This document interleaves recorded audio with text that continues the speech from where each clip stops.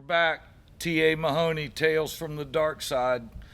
You know, normally I introduce people and I introduce them as weirdos. This guy ain't no weirdo, but he could be questioned if he was talking to me. He's a good friend of mine. I've known him for years, shopped with my family, local business.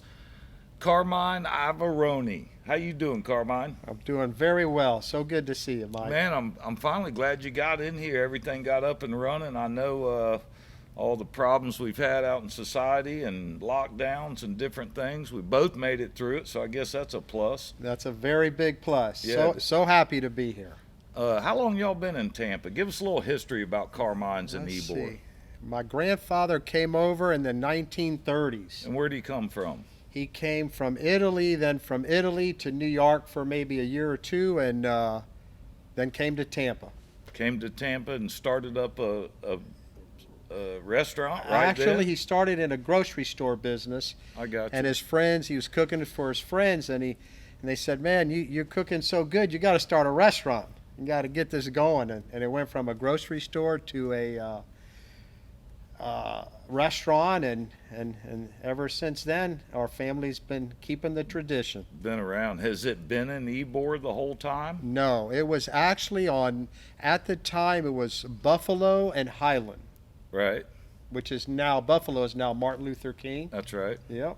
Yeah, it was So it's over more West Tampa, right? Well, like Clearfield. Oh, okay. I got you. Clearfield. Yeah, like. Started there, a little bit smaller place maybe, and Right, it grew. Right, they actually, the whole family lived behind the so-called restaurant, not Right. so-called, I but think restaurant. all of us have been around with friends and different things, and somebody will say, "Man, you ought to open a restaurant." Like somebody really stands out more than the other guys as far as cooking, and it's kind of funny because back then that's how stuff started. Like now would be almost impossible, and I think you could agree to say that guy cooks good, he ought to open a restaurant. I mean, it's not going to work the same as it did in the 30s. Is that when it started, in the 30s or Right, 40s? the middle 30s. Wow, Yep. that's a long time. It is. I thought I'd been one of the longest people here in Tampa since 1946, but shoot, Carmine's has got me beat there by probably 10 years. We're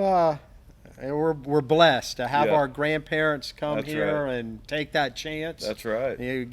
God bless the America. American dream. Right. Yeah, that's right. So when did it go into Ybor? About what year? Well, I started in Ybor in the late, I would say, early 80s. Right. And it was at the Seaboard Cafeteria. That's where I got my start. Okay. And that was blue collar cafeteria, opened from 6 in the morning to 3 in the afternoon, Monday through Friday. I had weekends off. I really liked that. That's because awesome. I was having a good time at that time. That's right. And at that time, when I started, it was a 99-cent breakfast. Wow. Yeah. Ain't gonna be anything like that now. Nothing like that for 99 cents No, right now. Especially not in Key West during lobster season. That'd be a hard one to find. That'd be a hard one. Yeah. But really put your time in there in Ybor and have a great restaurant. I don't know if anybody's ever been there. I probably met you, I'm thinking, somewhere in the 30 years ago. I know you were talking about you came in my store forever, well before that. Oh yeah, I would say I went into your store when it was. Is it called Channels? Was it? Yeah, it was that area? 13th Street back then. if you 13th remember. Street, Yeah. right? And it was just one of the sharpest places. I was a kid at that time. One of the sharpest places. I probably walked around there more times, and maybe your family was saying, "What the hell is this kid doing in there?" There was a lot of that going on. That place was like, I remember when we had to move, because of all what was going on in Tampa and the aquarium and that kind of thing. We were looking at square footage and stuff, and realistically, we had, I think, about 3,000 or 4,000 square foot there, but 6,000 square foot of product. Because the product, we had it, my dad used to just hang it off the ceiling there, That's tie right. a rope and put them all up there, and then Right. we build a few mezzanines. Back then, E.M. Scott, that place along with Ybor in the 80s, that wasn't no booming place really at the time, to move into an area like that and make something of it. I remember when I first started going, probably early 90s, I'm thinking, over to your place and eating lunch and that Right. kind of thing. There wasn't a ton of businesses open down there. I mean, it was a tough place to survive through those years, and thank goodness everything's fallen in place Right. like it has, and it's really an awesome historical area to be able to take people, especially out of town, or if you're here, and the food there is just top notch. I always tell people, if you want a cheap devil crab, go buy one wherever. But if Right. you want crab meat, real blue crab meat in every bite, Carmine's is the only place to go. And shoot, it's been that way forever as far as what I remember down in this area. And you remember the 90s when they were starting to take over that port down there, and they were going to build this aquarium, Right. big special thing, and they kind of went into it, in my opinion, a little bit half-assed, because all they really did was stuck a brand new aquarium there with nothing to go around it. So we had years of lost money as taxpayers in Tampa. Ultimately, that whole area is boomed now, but we should have waited for the hockey, I think, before we got to the aquarium, But it was a tough area to grow, to what I call growing up in, doing business there, and in that area you had the same people, the stevedoring companies. I mean, I could almost guarantee you from the 90s to now, your business, the clientele has changed. It probably was more industry people back Yes. then. Yes. The And Port now- of Tampa. That's right, in Yeah. the port, and that's what I try to tell people when we talk about the fishing. And you're part of this industry as much. You're a restaurant, but you're part of the fishing industry and the community. You give to it, you live it, you fish it, Right. and you work it. A lot of your customers are the same customers as mine. A lot of people that are going to listen to the podcast are the same people that know Right. you, and you kind of realize that. But the port has done a lot. That's what Tampa was about. When you take that port away from Tampa, you take what the foundation is. I don't care how much retail you got. That's not what this, city was built on. So if they want to build over there, I'm happy with all that stuff that's going on. But I also like the port. They're good friends of mine. I know several people involved in it, own property in it. They eat at your restaurant. Right. Right. I think they've done a fabulous job. Yeah, with absolutely. the bay and how they try, they take care of it, and I'm amazed at what's going on. It's definitely a plus. Yeah, it's a really good what they're doing to downtown, and leaving part of that history there, because that's what employs a lot of people. Those shipyards, Right. all those dry docks. Those are bringing people in.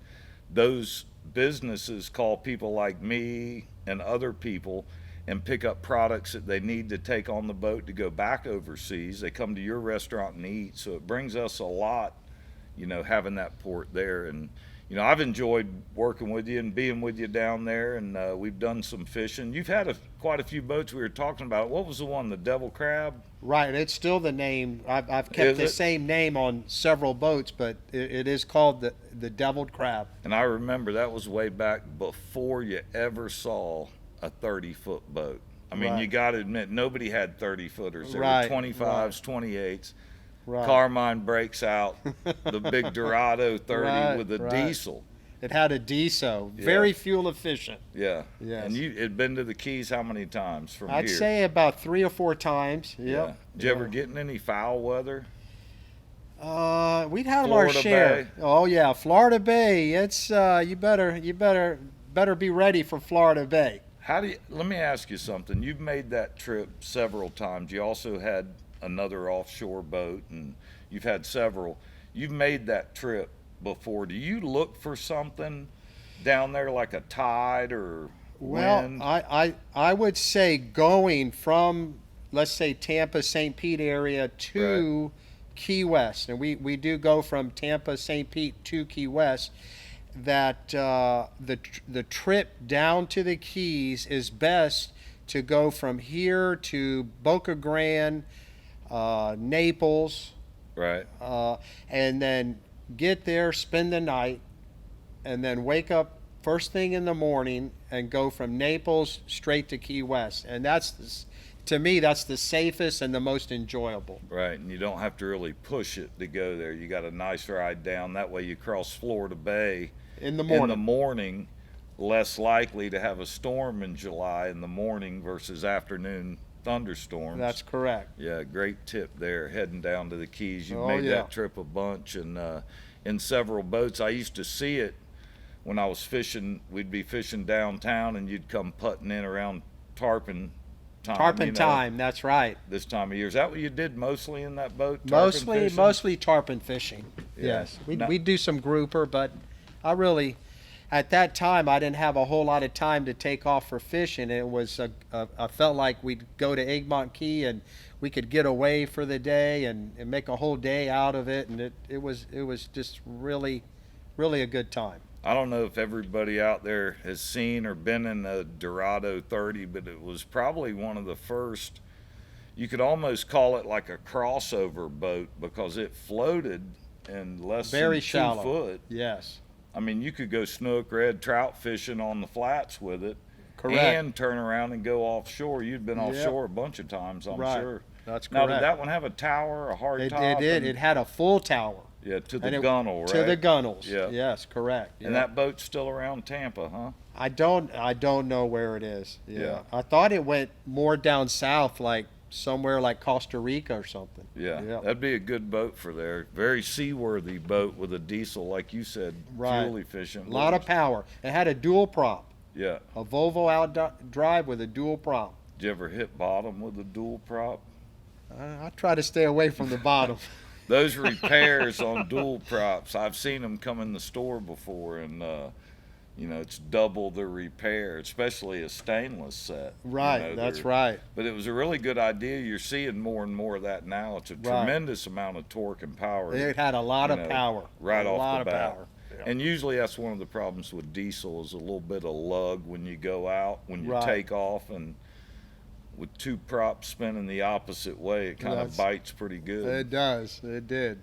Well, Carmine, we got a break coming up. We're going to finish up the rest of this here shortly. We're going to talk Carmine's and Ybor City All right. a little bit more and see what we can Okay. do for you. I can almost smell a devil Well, crab. we got to get them going. That's right. We'll be right back.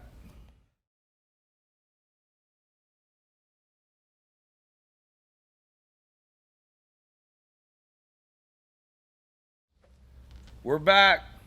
T.A. Mahoney, Tales from the Dark Side. I got my buddy Carmine from Carmine's Ybor City talking fishing.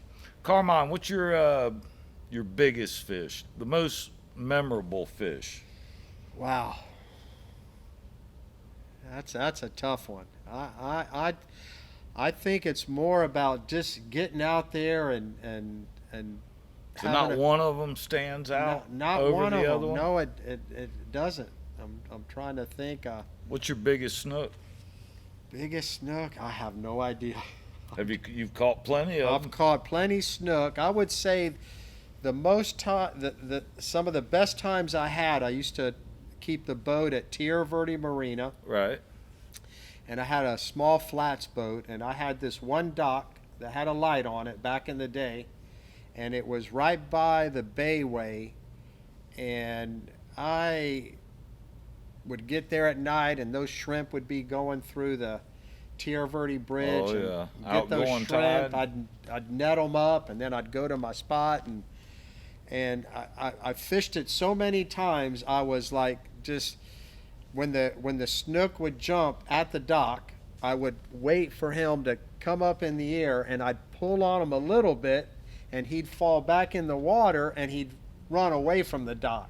I got you. And I felt like, man, You figured it out. I kind of figured it out, you know. You know, dock fishing myself, he's going to make one of two choices. One of them's going right in there, or one of them's going out in the open, and we all want them to get out in the open and That's run. correct. Yeah. Run all they want. Yeah. That's some awesome fishing, the nighttime stuff. And how's the fishing? Has it improved since you can remember in Tampa Bay, or? I would say for sure. Yeah. For sure. I know that 25 years ago, catching snook in Tampa Bay, there was really only a handful of people that could catch, big fish, 20 Right. pounders, 15 pounders, your Scott Moores, and Right. he Correct. was, you'll never top somebody like that, but it wasn't as easy. And now what you see is, springtime, we've done, and I've been part of it. I wasn't happy about it when they changed the rule Right. where you couldn't keep them, because I had worked, when I was younger and started snook fishing in my 20s. A guy named Pork Chop. I don't know if you remember that name. We used to fish, and Right. he took me snook fishing. I caught my first snook, 15 pounds. First bait in the water, big shrimp. Almost the same kind of story. It was more winter time. We ran up from Anclote power plants where I Right. caught it, but That's we a great spot. about 3 or 5 miles offshore. There was a shrimp boat, and we pulled up to it and gave the guy $20, and he handed us a bucket full of some of the biggest shrimp I've ever seen locally. Right. And we went back, and there's a jetty at that power plant if you've been over Yes, there. I have. And Pork Chop told me, hey, just throw it, let the current take it out, and it was, Right around it. instant. 34-incher, you could keep them. I was hooked at that point. But when I came to Tampa Bay to try to catch those fish, Right. it was a whole different ball game. Yep. It wasn't, it wasn't as easy as it was maybe on the intercoastal or at the power Closer to the plants Gulf. Right. in the winter. It was cleaner water, it seemed like, but I kept pushing, and I'd kind of figured them out here in Tampa Bay, the rivers. You fished Hillsborough River probably all your life. Right. Tons of big snook in there, but it's certain times a year. A Zara spook, a red and white. We used to plug for them in the Hillsborough River. Nighttime, daytime. It just with a little bit in the morning, That's maybe the a little best bit, time. like when the sun was setting. I don't know if the tide had a lot to do with it, but I would say I didn't catch a lot of snook, but I knew people that did Yeah, in the Hillsborough River. yeah. You'd see them just blow up. That's a pretty sight. That morning bite. Wintertime you can get them midday on the top water. Right. But personally, like you just said, I think it's the angle of the sun going down, the sun coming up, working that kind of bait, Right. and just bam. And those fish are all over. Tampa Bay, they don't leave Tampa Bay and go to the beaches to spawn. They spawn in Tampa Bay, so you have to kind of find where they like it during the summertime when the spawn is. I know Port Manatee Island, of course, we just had one of the worst spills ever Right, down there, yeah. but hopefully I've seen some good reports, and I've seen some people catching fish, and I personally kind of think they cleaned up a lot of that stuff that you smell, Right. because most of the stuff throughout our time having red tide around here, we've dealt with it forever, as long Right. as we can remember. Right.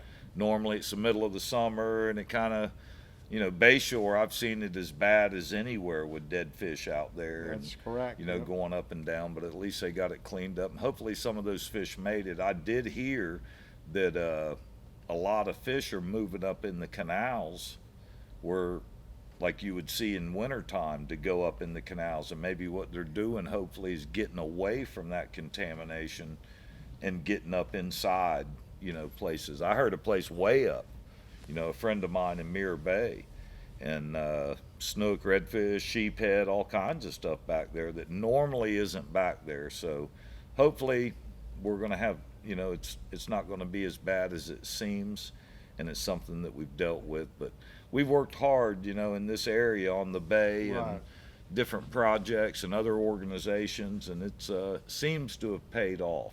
It has. It has. It's a beautiful area, and it makes sense if they go up in the river. That's a lot of fresh water coming out of there, and it's constantly moving. That could make sense. Right. Hopefully so. We'll know here as time goes on. And what's your favorite kind of fishing to do in Tampa? Well, I've done some trout fishing at the Anclote River. We used to go tie up to those buoys there at the power plant back in the cold Oh, yeah. days, and I love trout fishing, snook fishing. In fact, this morning I was on the dock at Blinds Pass this morning, and I tell you, there was a snook cruising under the dock, and he had to be that big. You didn't have a bait in your hand I to throw? wasn't ready for them. I wasn't ready. But Hey, it was a good sight. you know what story I want to talk about? Yes, sir. And I'm going to let you tell it from Okay. your point of view. Okay. You remember the time I was out in that pass, and of course I didn't even know you were home there at the dock Right, on right. Blinds Pass, and Dave Moore had that big yellowfin. I had a 21-foot rocket ship with an Evinrude on the back. Right. Ran in the 70s, and I remember I was telling Dave something about motors and racing, and we ended up coming down Blinds Pass. And Right. you were on the dock. What exactly did you see that day? I don't. Somebody was going fast. It was a rooster tail. It had to be 100 feet behind the boat. Huh? Somebody was going fast. Did you know it was me? No, I did not. Not until we talked at the restaurant, right? Good answer, Carmine. I didn't Good know. answer. That's I don't even know if I can remember all that. yeah, I'll tell you, it was one of the highlights. You know, normally a sports player, and I've talked to Dave. He's a friend of mine. Right. He's going to be on the podcast. He was having some surgery a month or so ago, and I was giving him a little bit of a break, but he'll be up here soon, and we'll talk about it. But he had just got a yellowfin. They had just come out, and he had Right. I think he's had 3 Yamahas on the back, right? Like 300s or Right. something. And I was fishing Blinds Pass, and he come flying in that big old boat. You know, Right. they just come out, so it's pretty impressive. He had his 2 daughters with That's him. right. Yes. He didn't even notice me, right? I fished with him, and I'm always in a different boat back then. And Right. he set the boat down right next to me because I was sitting in the pass, so I just kind of yelled at him, hey, you know, it seems like when they'd sell you a boat like that, maybe they'd teach you how to drive it. So he didn't. Where to anchor. And I know what he's thinking. He's got his 2 young daughters in the boat. That's He's right. not wanting to get into a fight with this bozo, so he Right. ignores me. Right. And I'm like, hey, Captain. Mm-hmm. And he finally, you can kind of see him turning around. And I'm going, seems like you'd figure out how to drive that boat. Uh-huh. And then, of course, he saw it was me, and we threw a couple jabs. I was running Evinrude at the time, and I told him, yeah, just think, Dave, when you go to repower, you can buy 2 Evinrudes instead of 3 Yamahas. 3 Yamahas. Well, that's how that all got started. And he said, oh, yeah, you think that boat's fast? I said, well, it's a lot faster than that boat. I said, it's not really that fast, you know. I've been 100 in a Right. boat, so 72's really not that fast is what I told him. And he's like, I bet I can beat you to Blinds Pass Bridge. And I go, you don't have a chance, No Dave. chance. We took off, and I remember seeing you on the dock. I could barely, you know, our Right. boat was completely out of the water, the rooster tail over. You had it trimmed up. Oh, I was nothing in the water. Well, I beat him there. I wouldn't have wanted to go much further Right. because he was kind of moving That, in on that me. bridge but comes up quick. comes up quick. We slowed down when we were supposed to. We didn't That's do it. nothing wrong in the no wake Well, zone. there is the no wake is only on the weekends, and I don't think this was on the weekend. No, it was a weekday. That's matter of right, fact. yeah. I was out there Yep. sneaking snook fishing while I should have been at work. And it was the end of the day. Well, as soon as he sat down, you know, he told me, he said, yeah, I just filled up, Mike. I got You had a lot 400 of fuel. gallons. I A said, lot of fuel. yeah, I was half throttled, Dave. I was waiting on you, bro.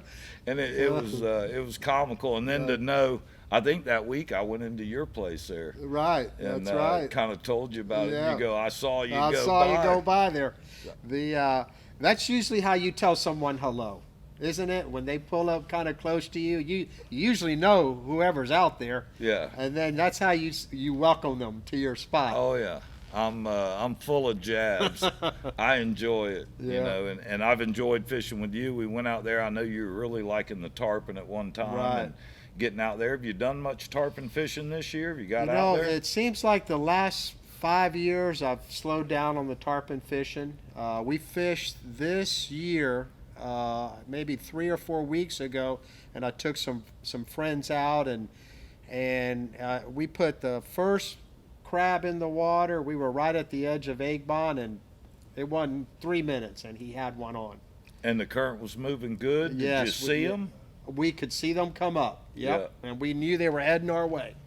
That's Yep, awesome. And yep. you got one right off the Right bat. off the bat. Yeah, that's Yeah, good, it man. was And a- that was really all you've done this year? In That's tarpon it, fishing? yeah. Just been You doing a know, lot we've of been working? talking about going offshore, Yeah. you know, so we're going to try to plan a Set trip something up. offshore. Yep. Yeah, that'll be good. A lot of good fishing offshore here. A lot of stuff down in the Keys right now. Right. The fish are going crazy. They've had about 5 or 6 days down in Key West. My friend Tommy running that big Viking's been down there, and he said it's been like a lake.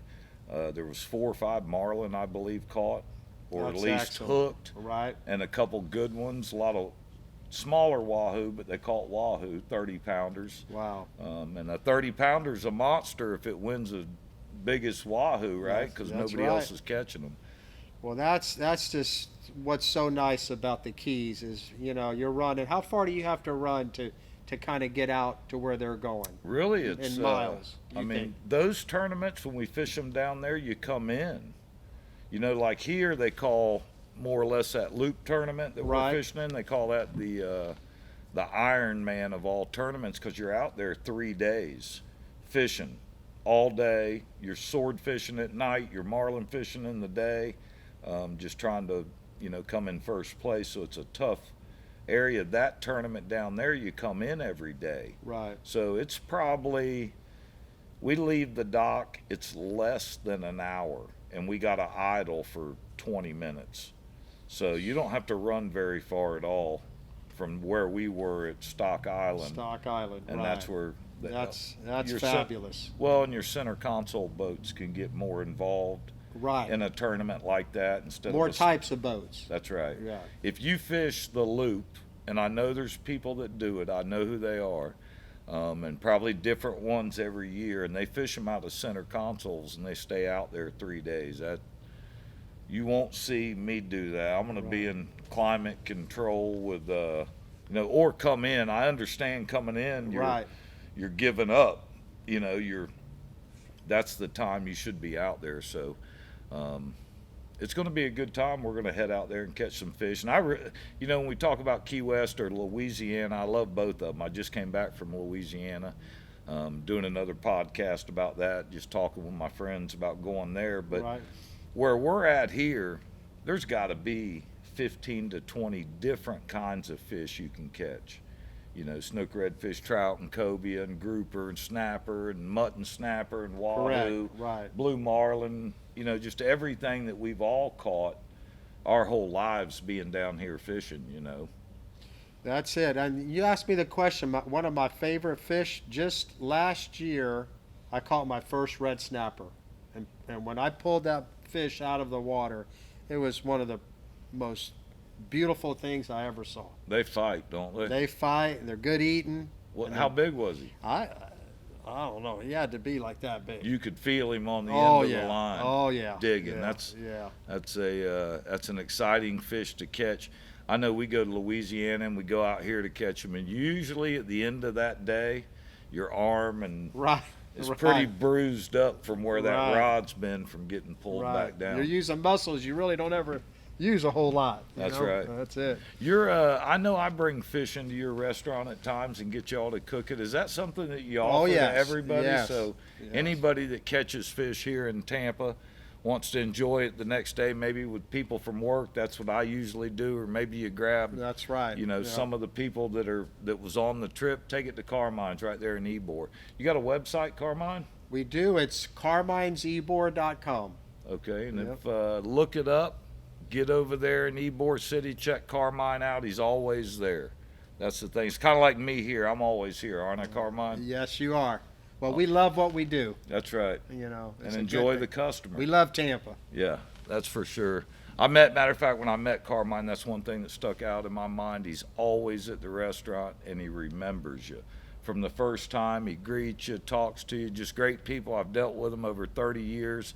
My family's been going there forever. Good people, and I appreciate you coming out, Carmine. Well, this was an honor. I've had a great time. Appreciate it. We'll see y'all on the next one. Thanks. Thank you.